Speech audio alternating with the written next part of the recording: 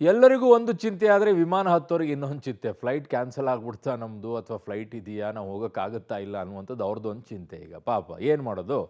ಒಂದು ವಾರ ಆಗೋಯ್ತು. ಬೆಂಗಳೂರು ಏರ್ಪೋರ್ಟ್‌ನಲ್ಲಂತೂ ಈಗ ಪ್ರಯಾಣಿಕರ ಸಂಖ್ಯೆ ಕಡಿಮೆ ಆಗಿದೆ. ಕಾರಣ ಅಡ್ವಾನ್ಸ್ ಆಗೇ ಹೇಳ್ತಾ ಇದ್ದಾರೆ, ನಿಮ್ಮ ಫ್ಲೈಟ್ ಕ್ಯಾನ್ಸಲ್, ಬರಕ್ಕೆ ಹೋಗಬೇಡಿ ಅಂತೇಳಿ. ಹಾಗಾಗಿ ಅವ್ರ ಪಾಡಿಗೆ ಅವರಿದ್ದಾರೆ. ಬಟ್ ಅವ್ರ ಬ್ಯಾಗ್‌ಗಳು ಸಿಕ್ಕಿರಲಿಲ್ವಲ್ಲ. 3-4 ದಿನ ಆದಮೇಲೆ ಈಗ ಬ್ಯಾಗ್ ಸಿಕ್ಕಿದ್ವಂತೆ. ಅಯ್ಯಯ್ಯಯ್ಯೋ ಪಾಪ! ಆ ಬ್ಯಾಗ್‌ಗಳ ಸಿಕ್ಬಿಟ್ಟು ಅದೊಂದು ನೆಮ್ಮದಿಯ ನಿಟ್ಟುಸಿರು. ಇನ್ನೊಂದು ಕಡೆಗೆ ಆ ಅಮೌಂಟ್ ಕೂಡ ವಾಪಸ್ ಹಾಕಿದಾರಂತೆ. ಹಾಗಾಗಿ ಯಾವ ಸಮಸ್ಯೆಗಳು ಈಗ ಸದ್ಯಕ್ಕಿಲ್ಲ ಅಂತಿದ್ದಾರೆ. ಆಮೇಲೆ ಇವತ್ತಿಂದ ಟ್ಯಾಕ್ಸಿಗಳಿಗೆಲ್ಲ ದಂಡ ಪ್ರಯೋಗಗಳನ್ನು ಮಾಡ್ತಾ ಇದ್ದಾರಂತೆ. ಅದೊಂದು ಟೈಮಿಂಗ್ ಹಾಕಿದಾರಲ್ಲ, ಇಷ್ಟೇ ಟೈಮಲ್ಲಿ ಇರಬೇಕು, ಇಷ್ಟೇ ನಿಮಿಷದಲ್ಲಿ ಇರಬೇಕು ಅಂಥೇಳಿ. ಸೊ ಅದನ್ನು ಏನೋ ಒಂದು ಸ್ವಲ್ಪ ಪೋಸ್ಟ್‌ಪೋನ್ ಏನೋ ಮಾಡಿದಾರಂತೆ. ಹಾಕಕ್ಕೆ ಹೋಗಿದ್ರು, ಒಂಚೂರು ಗಲಾಟೆ ಆಗಿದೆ ಅಂತ ಇವತ್ತು.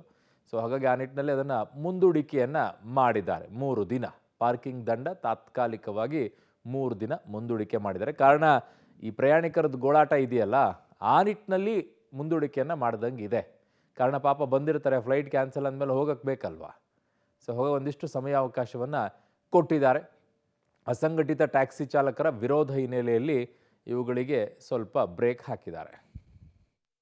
This is our third time our flight got cancelled. This is the third time I came here. Today they are giving me ticket of Bangalore to Kolkata, flight number 312, maybe on time, but I am not sure because today also cancelled. But there is a very pathetic because my brother marriage is there already in Kolkata. Already 2 days got delayed. This is our third day. When is the marriage? So that's tomorrow. No, because we have everything we have planned, but because of Indigo flight got cancelled.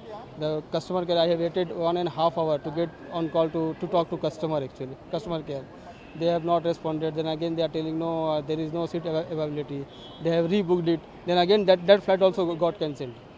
Okay, then again I have ಅವ್ರವ್ರ ಸಮಸ್ಯೆಗಳನ್ನು ಅವ್ರವ್ರು ಹೇಳ್ಕೊಳ್ತಾರೆ ಪಾಪ. ಎಲ್ಲೆಲ್ಲೋ ಹೋಗ್ತಾ ಇರ್ತಾರೆ, meeting ಇರ್ತವೆ, ಸಂಬಂಧಿಕರಿಗೆ ಹೋಗ್ಬೇಕಾಗಿರುತ್ತೆ, ಆಮೇಲೆ ಟೂರ್ ಪ್ಲ್ಯಾನ್ ಮಾಡ್ಕೊಂಡಿರ್ತಾರೆ. ಡಿಸೆಂಬರ್ ಅಲ್ವಾ? ಸೊ ಡಿಸೆಂಬರೇ ಸಾಮಾನ್ಯವಾಗಿ ಪ್ರವಾಸಿ ತಾಣಗಳಿಗೆ ಹೋಗುವಂಥದ್ದು. ಯಾಕಂದರೆ ವೆದರ್ ಚೆನ್ನಾಗಿರುತ್ತೆ, ಕಿರಿಕಿರಿ ಇರೋದಿಲ್ಲ, ಆರಾಮಾಗಿ ಟ್ರಾವೆಲ್ ಮಾಡ್ಬೋದು ಅನ್ನೋ ದೃಷ್ಟಿಯಿಂದ. ಬಟ್ ಈಗ ಹಿಂಗಾಗ್ಬಿಟ್ಟಾಗ ಸಮಸ್ಯೆ. ಅನೇಕರದ್ದು ಮದುವೆ ಎಲ್ಲ ಇದ್ದುವಂತೆ, ಅವು ಕೂಡ ಪಾಪ ಅವರಲ್ಲಿ ಇವ್ರು ಇಲ್ಲಿ ಅನ್ನೋ ರೀತಿಯಲ್ಲಿ ಆಗೋಗ್ಬಿಟ್ಟಿದೆ.